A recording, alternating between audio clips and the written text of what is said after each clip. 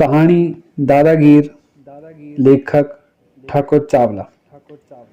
कराची में शांति निकेतन जे गोल चक्रे खां वठी सराय क्वार्टर्स ताईं वेंदड़ रोड खे गाॾीअ खां तो कोठींदा हुआ। मेठाराम हॉस्टल जे भरिसां वारी घिटीअ में मुंहिंजो घरु हूंदो हो। घर जे पासे वारे फ्लैट में असांजी ऑफिस हुई। असांजो फाइनेंस जो धंधो हो। असीं व्याज ते रुपया ॾींदा हुआसीं ऐं 20 फ्लैट्स वारी बिल्डिंग बि पंहिंजी हुई। उन वक़्तु उन लते में टेलीफोन सिर्फ़ु असां वटि ई हो। इन करे केतिरा ई माण्हू फ़ोन करण लाइ असां वटि ईंदा हुआ।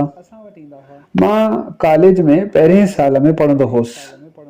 सुबुह जो वर्ज़िश करे मोटण वक़्तु घिटीअ जे कुंड ते दोस्तनि सां गॾु मां बि खीर जो गिलास पीअंदो हुउसि ऐं उन खीर जे दुकान साम्हूं उन लते जे हिक दादागीर जो अॾो हूंदो हो जंहिंजो नालो हो खदीरो। हू सिंधी मुसलमान हो ऐं मूंखे हमेशह अबरू करे सॾींदो हो ऐं साइकिल खे तेज़ हलाईंदे अचानक ज़ोर सां ब्रेक ॾेई मूं मथां रोब ॼमाइण जी कोशिश कंदो हो।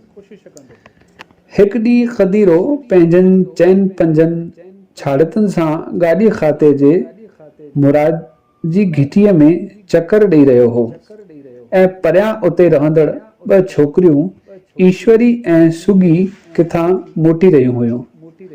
उन दादागीर ऐं संदसि छाड़तुनि सीटियूं पे वॼायूं ऐं साइकिल उन्हनि छोकिरियुनि जे चौधारी थे घुमाई।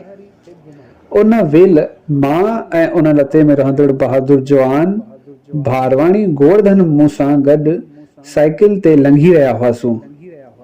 गोवर्धन साइकिल खे परे फिटो कयो ऐं खदीरे जे ॻिचीअ में हथ विधो ऐं छोकिरियुनि खे छेड़ण खां मना कई। पर खदीरो उते जो मशहूरु दादागीर हो। हुन मथे ते रुमाल ॿधी पंहिंजे छाड़तुनि सां गॾु झगड़ो वधाइण चाहियो ऐं हथे भुजां थी पई।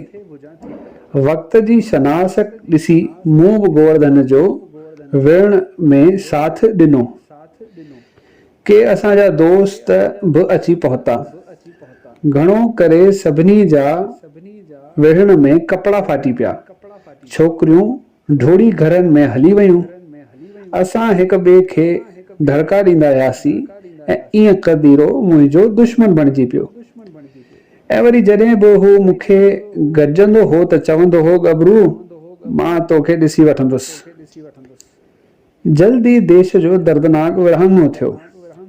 मुंहिंजे घर ते गैर सिंधी मुसलमाननि यानी मुहाज़िरनि हमलो कयो। असांजो सभु माल इसबाब लुटियो वियो। ॿियनि सां गॾु छड़ियुनि सां हमलो थियो ऐं वहंदड़ रत सां मूंखे सिविल अस्पताल मोकिलियो वियो। इन दौरान खदीरो मुंहिंजे ज़ख़्मियल जिस्म खे ॾिसंदो रहियो। मुंहिंजी इहा हालत कंहिं ऐं कीअं कई हू ॿियनि खां पुछंदो रहियो। मां अस्पताल में होसि ऐं होॾां लॾपॾाण तेज़ रफ़्तार सां शुरू थी वई। सभु सिंधी हिंदू गाॾीअ खातो ख़ाली करे भारत ॾांहुं भॼण लॻा। 2 हफ़्तनि खां पोइ मां अस्पताल मां ठीकु थी वापसि घर आयुसि। असांजो बि बचियल सामान तयारु रखियो हो ऐं असांखे आर्तवार जे पाणीअ जे जहाज़ जी टिकट मिली हुई ऐं छंछरु ॾींहुं सुबुह साण खदीरे असांजे बिल्डिंग जे चौकीदार सां नियापो मोकिलियो। मां ॾिनुसि न पर हेठि आयुसि। मूं साण असांजो चौकीदार बि हो। खदीरो अॼु दादागीरीअ जे नुंहं में न हो। चयाई, दिलबर तूं बि थो कराची छॾे वञी छा? मुंहिंजी तोसां भली केतिरी बि दुश्मनी हुई पर हुआसूं त ॿई सिंधी। मूं तुंहिंजो वहंदड़ रत ॾिठो हो। उन वेल खां तो लाइ मुंहिंजे मन में मोहबत पैदा थी वई। तोखे मुआज़िरनि छड़ा हयां पर पंहिंजे दुश्मनीअ करे मां तोखे बचाइण न आयुसि। उन अहसास मूंखे कमज़ोर करे छॾियो। मूंखे माफ़ कर। हुन खां पोइ मां तुंहिंजी संभाल कंदुसि। को बि तो ते हमिलो करण जी ज़रूरत न कंदो। हाणे उन्हनि मुहाज़िरनि सां मुंहिंजी लड़ाई शुरू थींदी, अवां सिंधी हिंदुनि सां न। अनकोट।